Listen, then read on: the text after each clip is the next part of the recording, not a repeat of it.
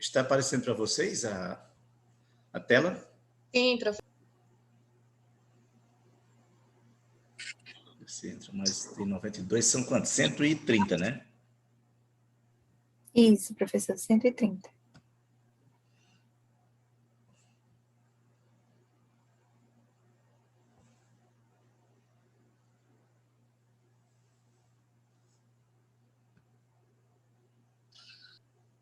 Esperar mais uns minutinhos aqui para poder a gente começar a aulinha, certo?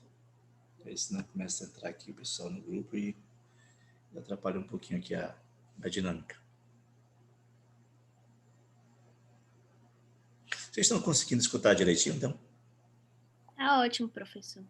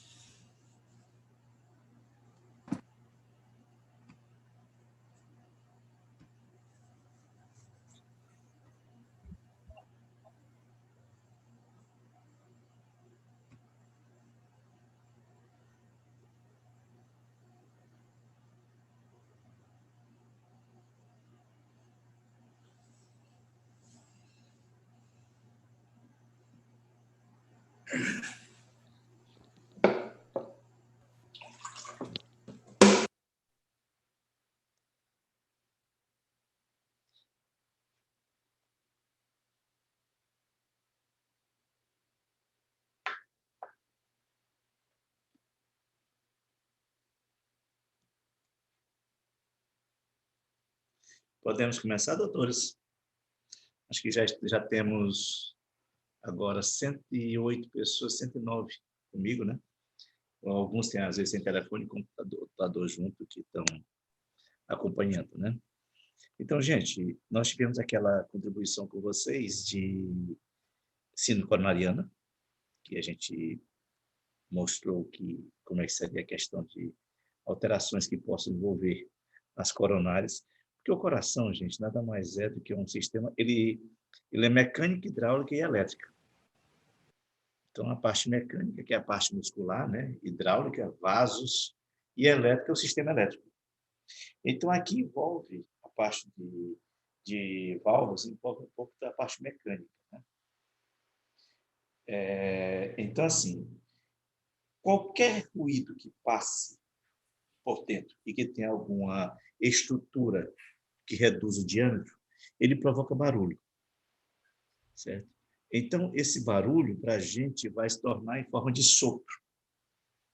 Dentre eles, um mais audível, outro menos audível, ou fechar. Se você abre uma porta e fecha, ela provoca barulho se tiver num ambiente que não esteja adequado, né? Então, a mesma coisa serão as válvulas cardíacas, né? Que quando elas fecham ou abrem, elas provocam barulho. E esse barulho a gente vai conseguir auscultar, às vezes palpar, né? Que é sentir. E a semiótica, ela foi muito forte no início. No tempo, quando eu era estudante de medicina, não existia ecocardiografia, então a gente tinha que preparar mais o ouvido. À medida que vai passando, muitas coisas vão surgindo, novas modalidades, novos exames, e perde-se um pouco. Mas isso não deixa da gente dar o valor necessário que existe, que é o que vocês vão ver aqui, de algumas coisas que no passado eles davam diagnóstico baseado na semiologia. Tanto é que assim, mas tem muitas coisas que a gente fala, às vezes não se vê, né? E hoje, com a realidade de exames, mudou um pouco, mas não pode perder o brilho, né? da questão da própria medicina em si. E até a gente diz assim que a clínica é soberana, mas o clínico não. Então, ou seja, você tem que ter habilidade no auscultar, outro pode não ter.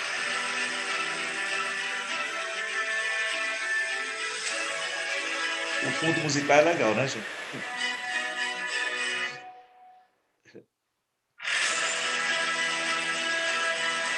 Professor, desative o som. Eu tenho que saber quem é que está com som. Escutou aí, né, gente?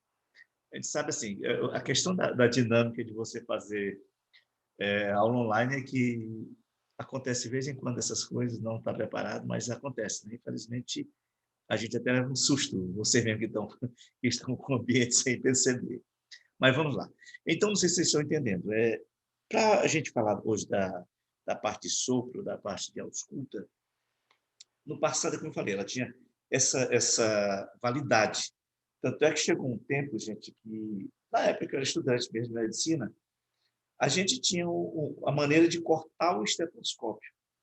Ele era quase a metade do tamanho atual, porque achava-se que quanto menor esse tamanho, lógico, melhor seria a ausculta. Então, tinha essa prática de se fazer isso. E no início, com certeza, na época de Laennec, esse pessoal todo, eles auscultavam nas costas, às vezes até sem o estetoscópio em si, só com um cobertor nas costas das pessoas para auscultar, né? Porque o som ele é audível e consegue-se, através disso, ter, com esse barulho, saber o que é o diagnóstico. Por exemplo, a gente na área de cardiologia, só com a ausculta do paciente, muitas vezes não precisa do exame. A gente já sabe qual é a patologia. Isso é comum para o cardiologista. Mas vamos lá. Então, nós podemos ter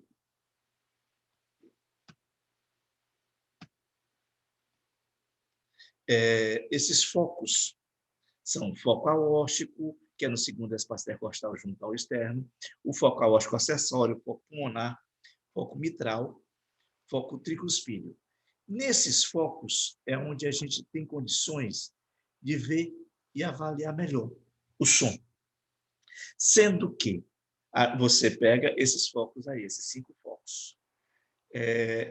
Na área que você tiver mais audibilidade, com certeza a patologia está lá. Muitas vezes você, no foco aórtico, você vai ver patologias aórticas, no foco mitral, patologias mitrais, e por aí vai. Você tem uma sequência e a condição de escutar. Obviamente, se ausculta em todos os focos. E baseado no tipo de som que você tem, à medida que vocês vão passando na própria medicina, vocês vão aprimorando o ouvido. E vai tendo condição de saber muita coisa. Não se preocupe. É normal você ter no início dificuldade. Ninguém nasceu sabendo. Mas à medida que vai passando, vocês vão tendo a condição de distinguir um barulho de outro. E por aí terminar tendo diagnósticos. Então, a primeira bulha, nós dividimos assim, o coração tem as bulhas, né? As bulhas cardíacas. É aquele som, tum, tá, tum, tá. É bem timbre, diferente e audível, que você, quando bota o estetoscópio, escuta. Esse tum, que é o primeiro som, que é a primeira bulha, é um som gerado da vibração dos folhetos valvares, com fechamento. É quando fecha a válvula mitral e, secundariamente, a válvula tricúspide. Certo? Então, é um pouco maior que o B2 e o timbre mais grave. Né? Ele corresponde, no fechamento da válvula mitral, é o início da sístole.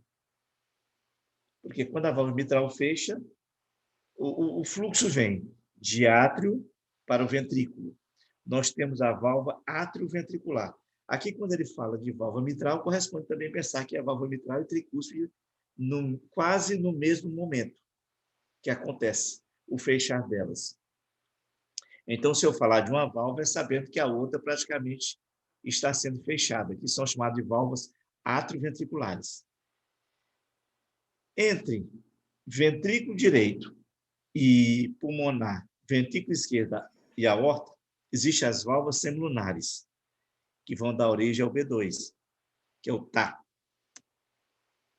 Então, aqui mostrando, né, que com esse fechamento, na hora que altera fluxo, gera esse barulho. E esse barulho que é conhecido, como eu estou falando para vocês, de tum, tá, tum, tá. Certo?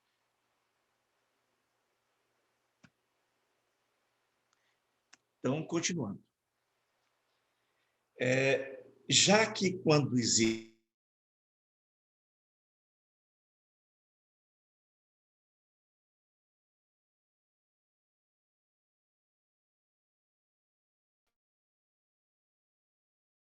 assim, ele contraiu na sístole e ele depois relaxa, para que exista o sangue vindo do átrio para o ventrículo. Daqui a pouquinho eu vou mostrar o ciclo cardíaco aqui para vocês. Então, nós vamos ter outra bulha chamada B3. Tem a B3 e tem a B4. Após a segunda bulha, vem a terceira bulha. É tum, tá, tá, tum, tá, tá. Ele tem um barulho a mais.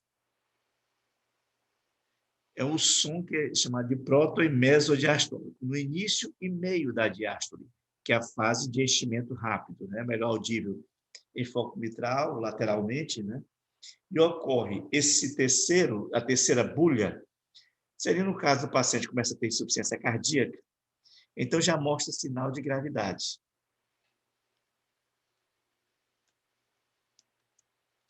E a B4, ela é trum, primeira batida e a segunda, ou seja, B4 e depois B1, trum, tá, certo? É como se fosse já terminando e começando o outro, que é na tela diastólica, que é no final, gerado na desalação da coluna sanguínea, né, que termina gerando esse barulho. Aqui já seria o que eles chamam de hip de galope. Galope atrial e galope ventricular, que vocês devem ter escutado falar já. Então, nós vamos ter alterações nas bulhas. Então, por exemplo, alteração na B1. Quando eu chamo de hiperfonese, o barulho é maior. Hipofonese seria o abafamento, barulho menor. Se eu tiver uma hipofonese da B1, da primeira bulha, eu vejo em BAV de primeiro grau, insuficiência mitral, alterações da contratilidade, no caso de insuficiência cardíaca. Quando a primeira bulha está hiperfonética, está alta, é na taquicardia, certo? Por alterações com alto débito ou estenose mitral. Então, está tendo esse barulho maior. Desdobramento de B1. Ele tem um barulho como se fosse a distanciamento de uma bulha para outra, que seria com relação à válvula mitral e a tricúspide. Ele vai ter um espaçamento. Ao invés de ser trum, tá, e trum, tá, trum, tá, trum, tá. Ele tem um barulhinho a mais. E isso é como eu estou falando para vocês, é porque altera o fechamento com relação à válvula mitral e tricúspide. Estão acompanhando, né, doutores? Sim, professor. Sim, professor. Beleza. Tranquilo. Porque aí é para poder vocês irem acompanhando. Depois que vocês lerem esse material, inclusive como outro, eu vou encaminhar para vocês, viu? Então, alteração na B2. Se eu tiver alteração na B1, na B2 também vai ser a mesma coisa. B2 é com relação à válvula aórtica e pulmonar. Eu posso ter hipofonese e hiperfonese, tanto de uma quanto da outra. Certo? Vocês viram que eu não falei com relação a mitral e tricúspide, né? Como está mostrando aqui em relação à aorta e pulmonar. Porque as válvulas mitral e tricúspide, na válvula mitral é mais frequente alterações de calcificações. Na tricúspide é um pouco menos frequente, a não ser que seja por doença reumática. Já na válvula pulmonar, existem alterações por ordem congênita, além de alteração reumática. E na aórtica, do lado esquerdo, onde sempre mais ocorre, que é na mitral e na aórtica.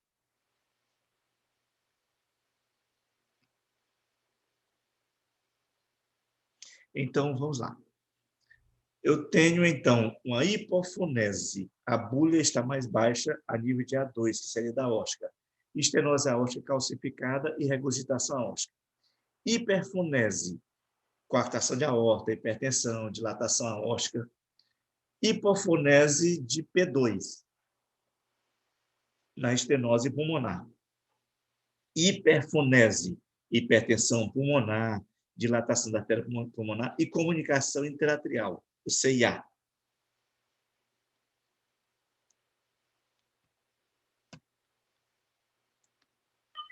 Professor, Diga, doutor. tem uma pergunta aí no chat.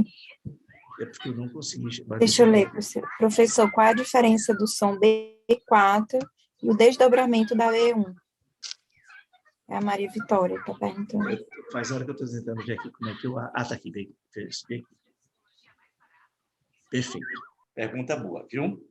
Olha, a alteração do B4 é a nível atrial. A alteração do B1, o desdobramento, é com relação à válvula mitral e tricúspide. Tipo um bloqueio de ramo. Aí uma não fechou no mesmo tempo. Quando eu tenho B4, eu tenho o comprometimento, seria algo mais grave com relação à alteração no átrio direito e esquerdo. Então, seria o galope atrial, que eles chamam. Não sei se eu consegui responder para vocês. Uma é mais fisiológica e a outra é mais patológica. Apesar de que, por exemplo, vocês estavam falando de bloqueio de ramo, já? Bloqueio de ramo direito, bloqueio de ramo esquerdo? Não, professor. Ainda não, né? Então, assim, nós temos no sistema... Mas vocês lembram da anatomia com relação ao sistema elétrico do coração? Nó sinusal, no átrio ventricular, não lembram? Sim. Então, depois do nó sinusal, vem o nó AV. Do nó AV, nós temos o ramo direito e ramo esquerdo, para chegar ao sistema de Purkinje. Quando eu tenho uma quebra do lado direito, eu chamo de bloqueio do ramo direito. Se eu tenho um bloqueio nesse daí, na hora que for ter a contração do lado direito e lado esquerdo, elas são quase simultâneas. Aí vai ter um distanciamento de tempo. Quando tem esse distanciamento de tempo, ele vai causar esse som. Ele vai retardar. Nada mais é do que retardar o fechamento da válvula tricúspide ou da mitral, alterar um com o outro. Então, uma vai fechar mais rápido que a outra. Aí dá o desdobramento da primeira bulha. O B4, deixa eu voltar bem aqui, só para vocês verem.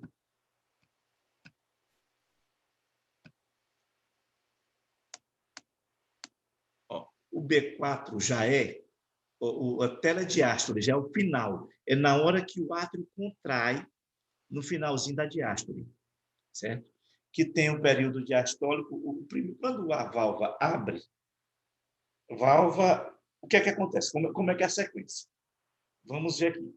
Primeiro, o sangue chegou no átrio. Vamos pensar só do átrio direito, do átrio esquerdo. Automaticamente, eu falando do átrio esquerdo, corresponde ao átrio direito, viu, gente? Sangue chega no átrio direito. Ele encontra a válvula fechada.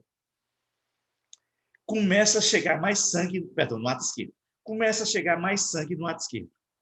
Até o ponto de que a pressão do átrio esquerdo se torna maior do que a que está no ventrículo esquerdo, aí a válvula mitral abre. Quando a válvula mitral abre, o sangue que tinha no átrio corre todo para o ventrículo e começa a dilatar o ventrículo, começa a encher. O ventrículo vai enchendo, até que no último segundo, o átrio contrai para jogar o restante que ele tinha para dentro do ventrículo. Que aí é nessa hora que vai ter o B4. À medida que ele fechou a pressão dentro do ventrículo, o ventrículo começa a ter uma pressão isovolumétrica, ele começa a pressionar internamente, a tal ponto que a pressão dentro do ventrículo se torna maior do que a do átrio. Aí o que é que ele faz? Fecha a válvula atrioventricular. Então, ele fecha a válvula atrioventricular e começa, porque nesse primeiro período faz diástole. Aí começa a se contrair, chegando a um ponto de que a pressão dentro do ventrículo se torna maior do que a da aorta. Aí, com isso, abre a válvula aórtica. Aí ele contrai. Quando ele contrai, a mesma sequência. Chega um momento mais na frente que a pressão na válvula aórtica, a pressão na aorta, vai se tornar maior do que a pressão a nível de ventrículo. Aí, com isso, ela fecha. Isso é uma sequência. Então, o barulho do B4 é um barulho atrial, o barulho de desdobramento é um barulho entre válvula mitral e tricúspide. Ok, doutores? Deu para entender? Ou não?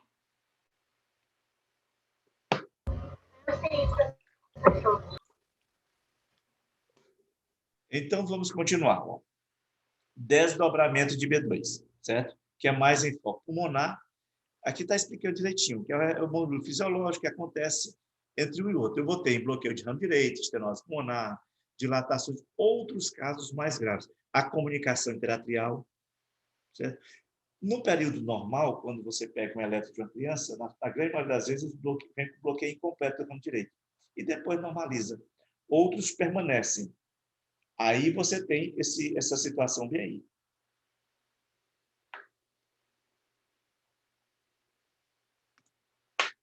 Então, outro tipo, ritmo de galope. Esse galope, como no passado as pessoas usavam muito baseado...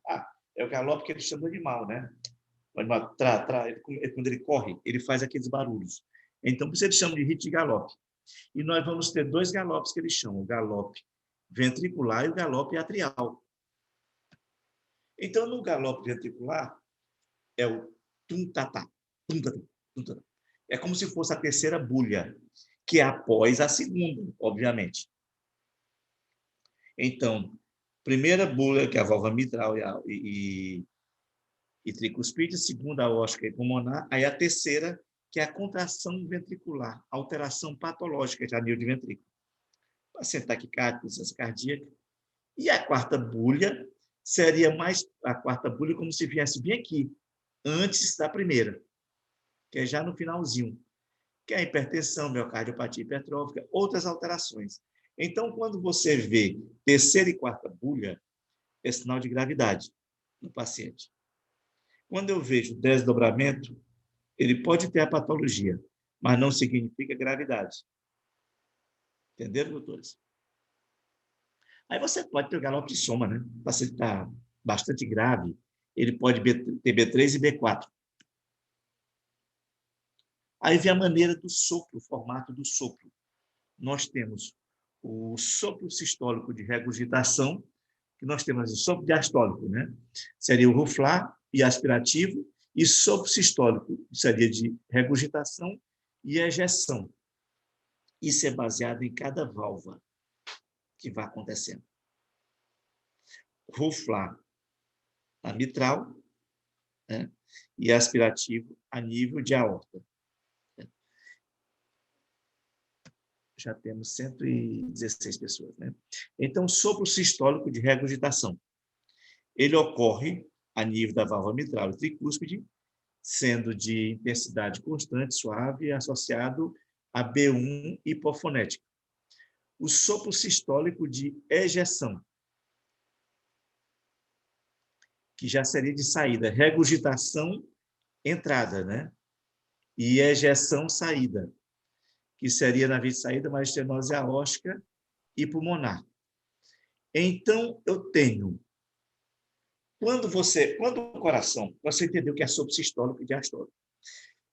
Deixa eu ver se eu boto aqui a câmera para vocês verem. Estão conseguindo me ver? Olha, eu vou fazer o seguinte. Vocês estão vendo aqui minhas mãos? Sim, Sim. Certo? Eu vou tentar fazer assim. Olha, bem aqui, átrio e ventrículo. Átrio, ventrículo. Na hora que... Aí vamos fechar aqui, ver se dá para fechar aqui. Na hora que o coração fecha o ventrículo, ele fez a sístole. Quando o coração faz a sístole, quando ele fecha, o sangue tem duas saídas.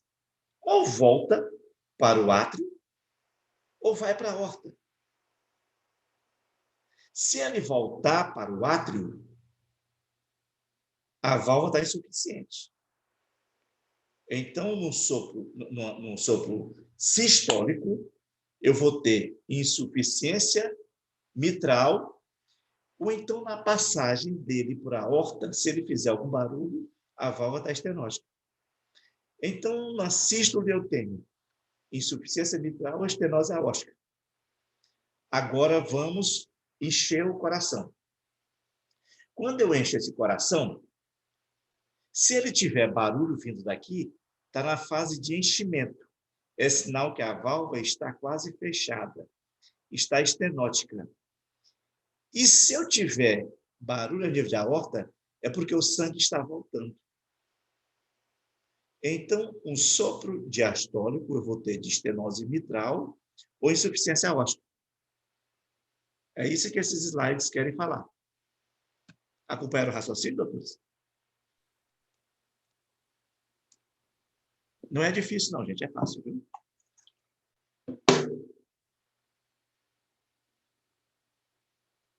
Então, quando eu tenho sopro sistólico de regurgitação, é porque voltou. E ele voltou na insuficiência mitral ou tricúspide.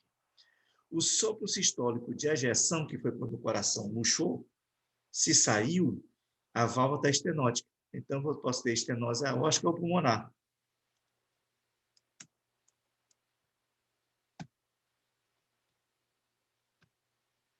E a mesma coisa do sopro diastólico. Se eu vou ter o coração enchendo e recebendo sangue, e se o sangue veio do átrio esquerdo para o ventrículo, ele vai ter um sopro diastólico chamado de ruflar. E se ele vier da aorta, é como se estivesse aspirando, chupando o sopro. Então, ele chama de aspirativo, que seria de uma insuficiência aórtica. Então, está bem aqui. Sopro aspirativo da insuficiência aórtica e pulmonar e regurgitação, que é da estenose mitral e tricúspide. Aí nós vamos ter um outro sopro chamado imaquinária ou locomotiva. Isso é porque é tão antigo que, na verdade, naquele tempo tinha as locomotivas, né? Esse sopro é um sopro da persistência do canal arterial. É como se ele tivesse assim, vru, vru, vru, vru. É um sopro de fístula. É um sopro de fístula, que é a fístula artério-venosa, né? Que seria a comunicação entre a aorta e a pulmonar, porque tem um canal. Lá no ligamento arterioso, se vocês lembrarem da anatomia, existiu o canal arterial. E esse canal arterial, estando persistente, vai dar esse sopro. Aí temos outros sopros menores, que seriam mais de turbulionamento da válvula, que dependendo de onde começa e onde termina, é que vai dar origem aos barulhos, né? Então, a gravidade do sopro. Você também pode, lógico, baseado, não que você for descrever na sua anamnese, aí você pode escrever conforme grau 1, 2, 3, 4, 5, 6. É como critérios de gravidade. Grau 1 é tênue, 2 já é leve, 3 um pouquinho maior, 4 já é mais audível, até frente palpável, o quinto já é bem audível, e o sexto, o suficiente para se ouvir sem tocar, né, o estetoscópio. Você botar ele próximo, você consegue auscultar. Aqui mostrando o ciclo, que eu falei quase agora, o ciclo cardíaco. Vamos ver se dá para vocês acompanharem aqui. aquilo que eu estava falando quase ainda agora. Vamos analisar bem aqui. Olha. Vocês viram em fisiologia, viram? O ciclo cardíaco? Sim, professor. Então, vamos ver se eu consigo mostrar para vocês direitinho. Aqui nós vamos ter, primeira coisa, a válvula mitral fechou, que é a válvula atrioventricular, ou mitral tricúspide.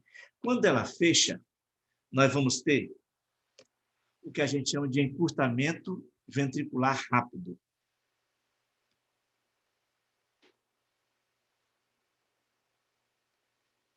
Aí depois, perdão, enchimento rápido, perdão. Na hora que, o que é isso? Quando ela abre, perdão, quando a válvula abriu, o sangue veio todo do átrio para o ventrículo, certo? Aí ele vai encher rapidamente, aí depois vem de maneira mais lenta, só que o sangue, que o átrio contrai, bem aqui. Então tem essa curvazinha aqui.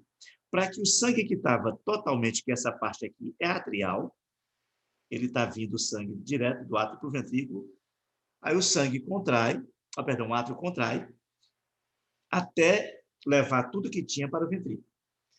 Chega um momento que essa pressão que está dentro do ventrículo se torna maior do que a pressão do átrio. Aí a válvula fecha. Nesse momento está fechado a válvula mitral e a válvula aórtica também está fechada. Aí o coração começa a querer se contrair, que é uma contração isovolumétrica. Ele começa a contrair, começa a aumentar a pressão aqui dentro, a pressão vai aumentando, aumentando, até que se torna maior do que a pressão a nível de aórtica. Com isso, abre-se a válvula aórtica. Aí ele continua ejetando, que é a fase de ejeção. Ejeta, ejeta, está bem aqui, ó. Até que a pressão começa a cair a nível de ventrículo e cai abaixo da válvula aórtica.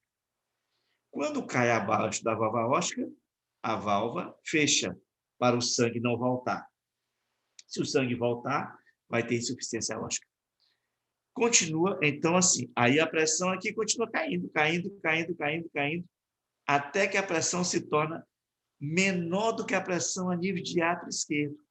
Com isso, a válvula mitral abre, porque a pressão está sendo menor, aí o sangue que tinha no átrio vai para o ventrículo. Aí isso é que se chama de ciclo cardíaco. Deu para entender, doutores? É mais o geral aí, para vocês verem que vocês veem muito na fisiologia.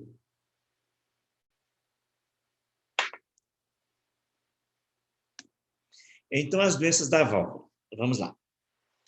Nós vamos ter aqui o período mostrando de sístole e diástole. Então, nessas doenças, nós vamos ter aqui um pouco da estenose mitral, insuficiência mitral, estenose aórtica e aórtica. Então, na estenose mitral, ela tem uma área valvar de 4 a 6 centímetros, mais no sexo feminino, na estenose mitral, né? Ela é de origem reumática, que é a maior frequência. Aí nós temos origem congênita, mixomatrial, grande vegetação, alguma alteração que possa ter na válvula, ou trombo nela, para dar origem que chama de estenose, que seria a redução do diâmetro. O diâmetro normal é esse, é de 4 a 6, mas ele pode reduzir a diâmetro de menor do que 1. E aí é que vem as indicações cirúrgicas. Achado patológico, você vai encontrar espessamento, calcificação, fusão das comissuras, fusão de cordas. E baseado nisso é que você pode ver através do ecocardiograma a severidade da estenose. Se for uma área valvar maior do que 1,5, estenose leve. Que ela já é grande, né? Entre 1,5 e 1,4, estenose já é moderada. E menor do que 1, já é severa. Então, os sintomas, de modo geral, espinéia, essas outras mais, eles começam a aparecer quando ela chega a 2 centímetros. Ela é de 4 a 6. Então, quando chega a 2 centímetros, já reduziu mais o diâmetro. Se eu reduzo o diâmetro, o sangue não passa. Se o sangue não passa, ele vai voltando. Com isso, começa a ter os sintomas que vocês vão ver da insuficiência cardíaca, desde edema de membros inferiores, edema agudo de pulmão e tudo mais. Então, aqui, na estenose mitral, vai aumentar a pressão no ato esquerdo, com isso aumenta a pressão venocapilar pulmonar, dá origem à hipertensão arterial pulmonar, aumento a pressão do ventrículo direito, aumento da direita, gerando insuficiência tricúspide. Tudo é de maneira retrógrada, que começa a ter as alterações. E um paciente com estenose mitral, ele vai ter dispneia progressiva, ortopneia, dispneia paroxística noturna, hemoptise, por alterações a nível de pulmão, edema agudo de pulmão, palpitação vai ter dor torácica, rouquidão, que é a sindiose, mas é um pouco mais raro, né? Que pode acontecer, que é compressão pelo tamanho do átrio. Pode ter alterações a nível de ritmo, no caso da fibrilação atrial, tromboembolismo sistêmico, ele pode acontecer, e aí muitas vezes você tem até que anticoagular, no caso com a varfarina, com heparinização, né, desse paciente. Então, a nível de exame físico, nós podemos ter, já que o comprometimento foi a nível da válvula mitral, retrogradamente eu posso ter alteração até em ventrículo direito. Então, ele pode ter ventrículo direito palpável, hiperfonese de B1, B4 de VD, estalido de abertura da válvula mitral, ruflar diastólico e reforço pré-sistólico. Essa daqui é a ausculta típica da estenose mitral. É B1 hiperfonética, estalido de abertura da válvula mitral, ruflar diastólico e reforço pré-sistólico. É típico, essas 4 coisas. B1 hiperfonética, estalido de abertura da válvula mitral, ruflar diastólico e reforço pré-sistólico. Aí o sopro de Garner-Steele, que é mais da insuficiência pulmonar, já é um sopro diastólico precoce, que acontece a alteração na válvula pulmonar, né? E mais quando tem hipertensão pulmonar. Nós podemos também ter alteração, sendo que a P2 maior do que a 2, e que a pulmonar ser maior do que a de aorta, né? Se você tiver calcificação na válvula com alteração de insuficiência mitral associada, já começa a alterar o sopro, fica menos com hipofonese. E existe esse facies mitral, que seria manchas róseas púrpuras em bochecha, que naquele tempo se procurava tudo, já que não existia outras condições, através de exame, de dar os diagnósticos. Então, saíam procurando todas as sintomatologias associadas a alguma outra coisa que pudesse gerar o diagnóstico do paciente. Professor, Diga, doutor. a gente, assim, o pessoal correlaciona muito, né, a obesidade com as doenças cardiovasculares, certo? Como a síndrome coronariana, o infarto, a aterosclerose, enfim. As estenoses, as insuficiências também têm correlação com a obesidade? Ou apenas com essa Não. questão reumatoide, enfim? O que acontece é o seguinte, nós estamos no país terceiro mundo. Lá fora, eles não veem doença reumática. Aqui, a grande maioria dessas alterações vital e aórtica são de origem reumática. Então, o paciente já é uma condição diferente, já é mais caquético. Já é um paciente que tem alteração, porque existe uma coisa chamada caquexia cardíaca, o alto consumo que acontece. Então, são pessoas que vão estar cansadas. Quando você vê ele um pouquinho, assim, como é que diria, não é nem obeso, ele pode estar inchado, é demasiado, pela patologia do coração. Aqui não é obesidade, é edema, que acompanha esses pacientes. Entendeu? Entendi. Então, a obesidade não necessariamente pode levar a uma insuficiência, certo? Aqui ela não altera. Entendeu? A obesidade é porque vem as alterações de adiposidade, de gordura, dentro de coronários, e com isso vir a gerar alterações cardíacas, né? Mas aqui não. Aí você tem várias maneiras de você seguir o paciente, raio-x de tórax, eletro, eco, depois cateterismo cardíaco, para ver, né? Toda essa sequência, né? No raio-x, é um exame, gente, que ele, infelizmente, as pessoas não estão usando mais. Não estão quase pedindo mais raio-x. Quando pedem qualquer coisa, já pedem tomografia, já pedem outros. Acho que deveria até ser um pouquinho mais dinâmico, né? a lá Harry Potter, respira, aí ele respirasse, né? Então, assim, mas antigamente se usava muito para se ter diagnóstico. Era raio-x com isótopo contrastado, era muito assim, porque não tinha a viabilidade de exames como hoje, né? Então, nós temos o raio-x de tórax, crescimento de ato esquerdo, crescimento de ato direito, de VD, dilatação do túnel pulmonar, congestão venosa capilar pulmonar, essas linhas B de Kerley que a gente conseguia ver no raio-x convencional. Já a insuficiência mitral, que também é alteração do aparelho valvar, ele vai ter alterações a nível de parede, músculos papilares. Esses daqui são os aparelhos que compõem a válvula mitral, né? Então, nós podemos ter insuficiência mitral de origem orgânica, que é o comprometimento valvar, ou então funcional. Orgânica é diretamente na válvula, lesão na própria válvula. Funcional, se eu tiver uma miocardiopatia dilatada, ventrículo dilata, quando o ventrículo dilata o anel valvar. E com isso vai ter insuficiência. Então, de origem orgânica, reumática, congênita, degeneração mixomatose, endocardite, trauma, ruptura espontânea de cordoalha tendina. Já funcional, um padrão isquêmico, né? Uma isquemia que esteja pelo IAM, miocardiopatia dilatada, dilatação de átrio, ou miocardiopatia hipertrófica. Não foi aqui na própria válvula em si, foram alterações extras que levaram ao padrão da válvula ficar um pouco suficiente. Então, nós temos essa ventricular aguda, que pode ser de origem aguda ou crônica, né? E dependendo disso, vai ter mais a questão. Pergunta aqui do Vitor, né? Quando se fala de reumática, está se referindo ao quê? Está se referindo à doença reumática. A doença reumática, ela altera as válvulas. Você tem o reumatismo e ele pode alterar e dar essa alteração toda com calcificação na própria válvula, que gera muito... a patologia mais frequente que acontece são doenças reumáticas que podem gerar transtornos nas válvulas do coração. Então, aqui, deixa eu ver.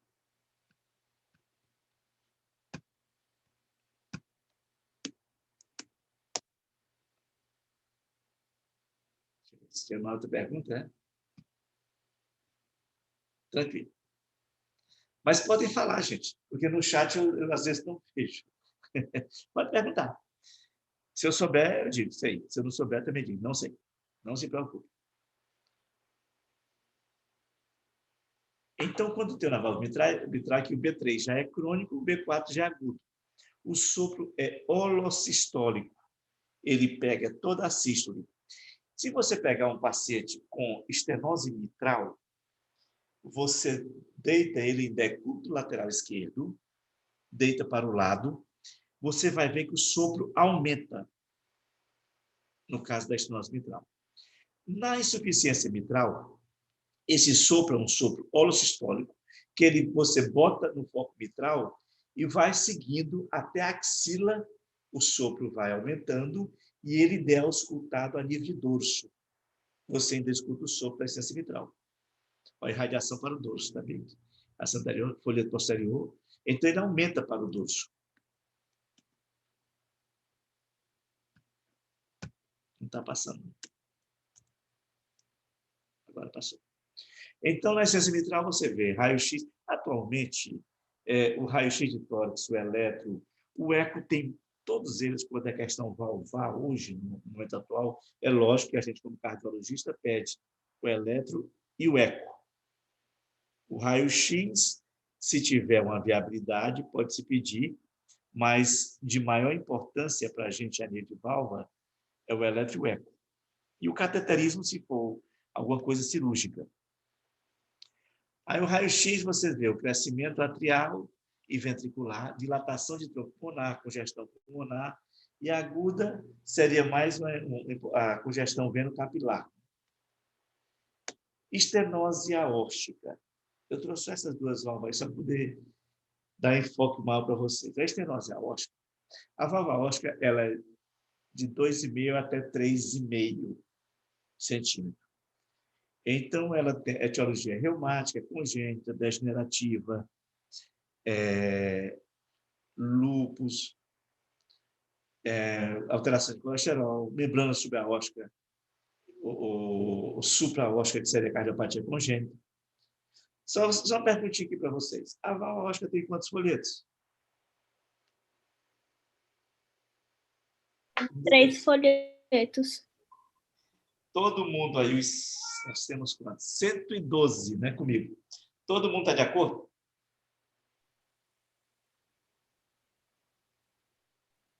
Hein, doutores? E se eu disser que ela tem de 1 a 4?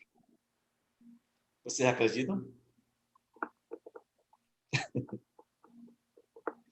Pode ser uma variação A válvula aórtica. anatômica, né? Hã? Pode ser uma variação anatômica. Ela pode ter de 1 a 4 folhetos. De 1 a 4 folhetos. Viu? Existem as cardiopatias congênitas. Professor, Diga, doutor. Professor, Cardiopatia... Sim, pode falar. Pode perguntar. pode terminar logo aí, que eu pergunto.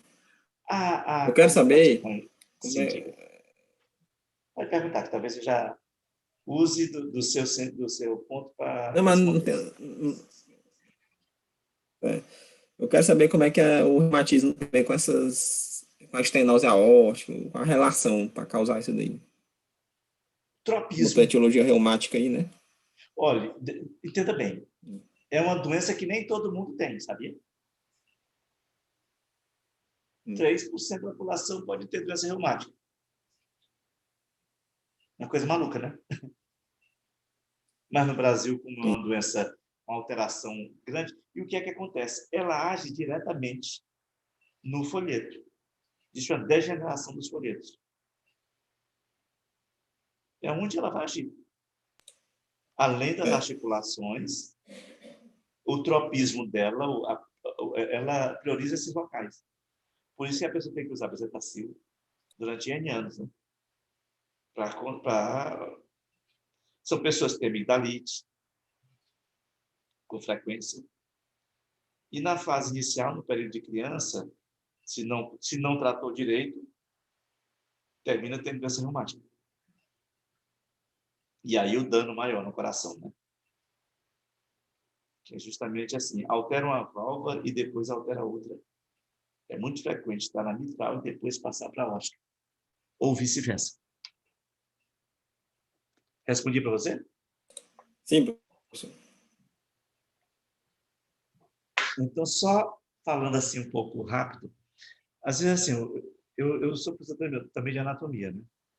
Antes eu dava 7 aulas de anatomia do coração. Aí depois eu passei a reduzir, hoje menos aulas eu dou. Por exemplo, aqui, a válvula aórtica bicúspide, ó. É uma alteração que ela pode existir. Lá fora, nos outros países, a estenose aórtica mais comum é por válvula aórtica bicúspide. Não é por doença reumática, porque quase não tem. Então, eles têm válvula aórtica bicúspide que determina. Se o paciente tem válvula aórtica bicúspide, ela é acompanhada de outra cardiopatia congênita, que você tem que verificar. Se ele tem coartação de aorta. Então, é a anomalia congênita mais comum, porém, verificar se ele não tem coartação de aorta também.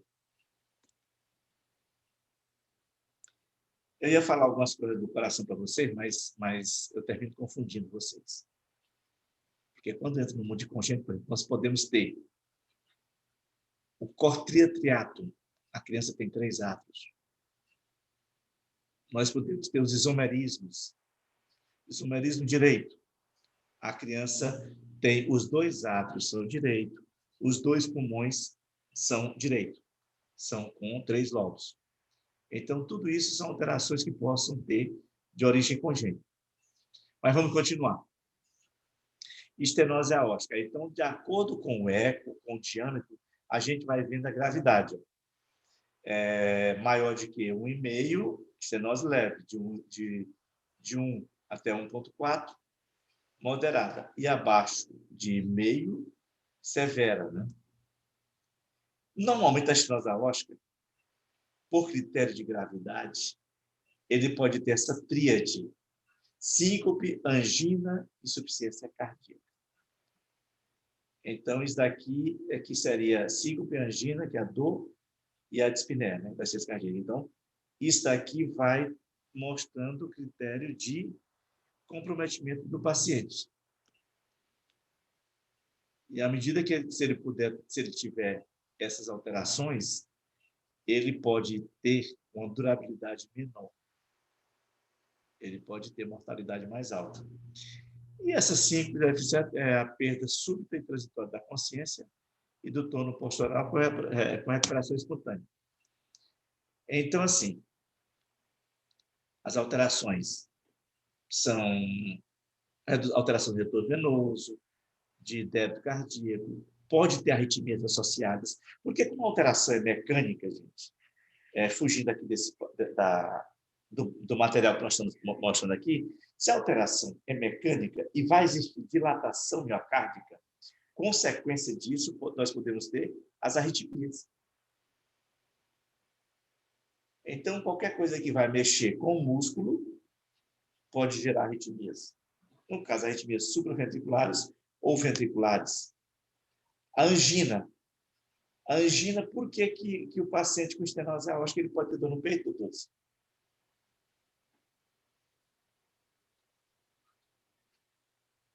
Hein?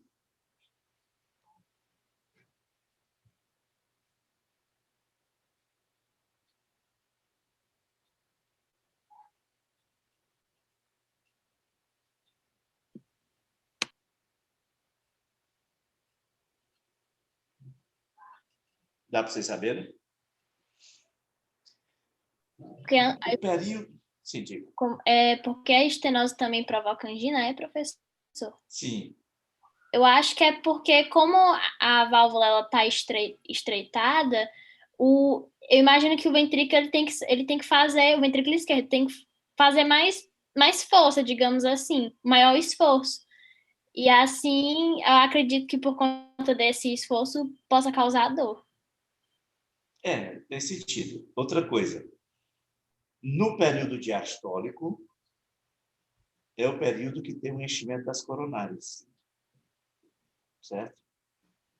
E como também essa válvula está comprometida, está calcificada, ela começa a obstruir os ósseos coronarianos, que são saída na raiz da aorta.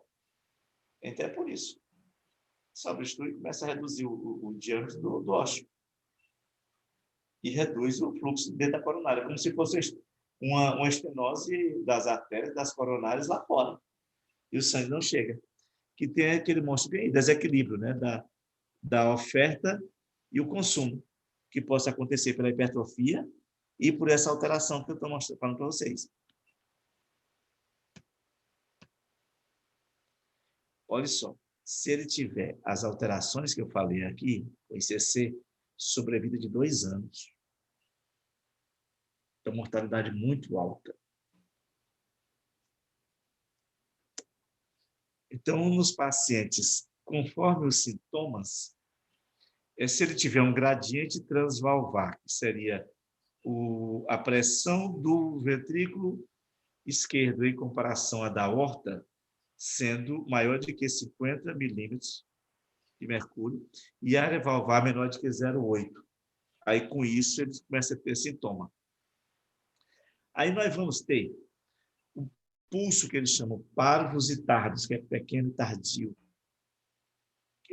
Desdobramento paradoxal de B2, a estenose seria grave, né? No caso B4, o sopro é sistólico, crescendo e decrescendo. Então, o sopro rude em foco, se você bota no foco aórtico, você escuta, e vai subindo com o seu estetoscópio até o pescoço.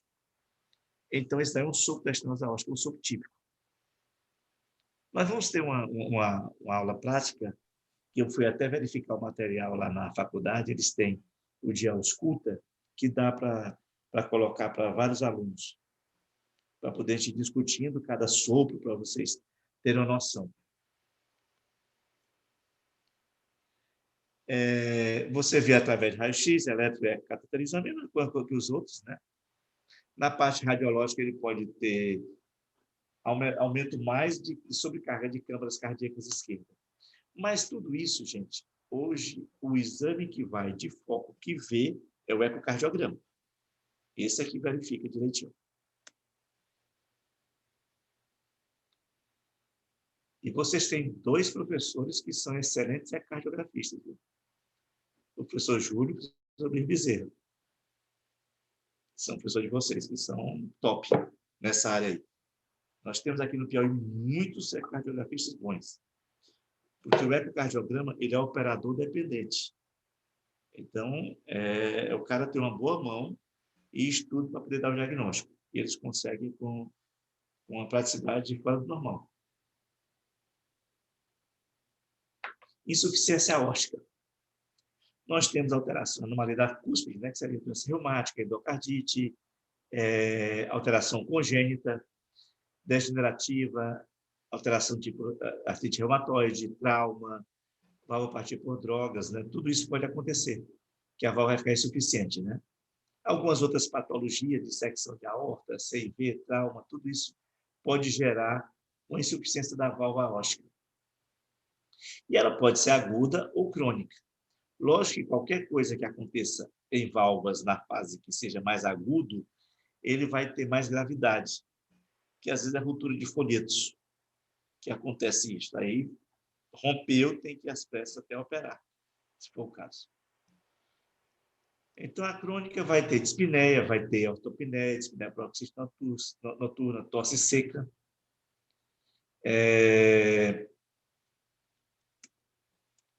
O tipo de exame físico. Nós temos o pulso. Voltando a uma coisa, na estenose aórtica, a pressão é convergente. Na insuficiência aórtica é divergente. O que é isso? Estenose aórtica, pressão tipo 10 por 8, 12 por 10, ela é mais próxima. Na insuficiência aórtica, a pressão já é 15 por 3, 15 por 4. Ela dá uma divergência com relação à pressão, na que vocês forem. Aí, na hora que vocês verem um paciente que vocês vão medir a pressão. O paciente está com 16 por 4. Até que me prova o contrário, ele está com alteração na válvula aórtica, está com a válvula aórtica insuficiente. Então, já é uma dica para vocês. É o sopro diastólico aspirativo, né? Que é mais audível em foco aórtico acessório. Então, na insuficiência aórtica severa, vocês vão conseguir escutar o sopro de Austin Flint, que é um ruflar diastólico mais funcional a nível da válvula mitral, como se o sangue batesse por fora da válvula e alterasse, dando origem ao sopro. Isso aí jamais é gravidade. Aí nós temos vários sinais periféricos. Nós temos o pulso de Corrigan, que é o pulso martelo d'água, ou bifringente. Sinal de Mussé, que é a cabeça, a pessoa fica balançando a cabeça à frente. Sinal de Mendeleev, que é a pulsação da língua. Outro que é de Quick, que é o pulso capilar visível após a compressão guial. Durozier, que é o duplo sopro da artéria femoral sistólica e diastólica. Sinal de Hill, que é a elevação desproporcional, né, da pressão diastólica propítea, pelo menos 20 milímetros superior do membro superior. Sinal de Traub, que é da artéria femoral, que é um ruído audível com o estetoscópio. E o sinal de Miller, que é a pulsação da úvula. A úvula fica pulsando. Então, todos esses aí são os critérios que a gente pode ter. E, lógico, depois dos parâmetros, como os outros foram falados, né, o diagnóstico você vai encontrar através da raio-x, eletro, eco, próprio cateterismo. É isso aí, doutores, que eu queria contribuir com vocês nesse primeiro conteúdo. Alguma dúvida?